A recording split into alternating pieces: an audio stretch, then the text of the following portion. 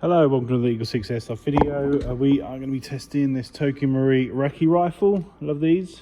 So great looking gun, really light, and obviously got this removable barrel here at the front, so you can obviously shorten the length of it, and it sort of reminds me of like a early days Mark 18. But yeah, very cool looking gun.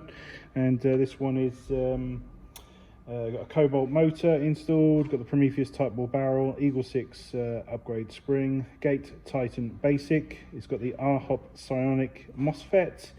It's got the upgraded Recoil spring. It's got the Psionic R-Hop, and yeah, I might have said it twice.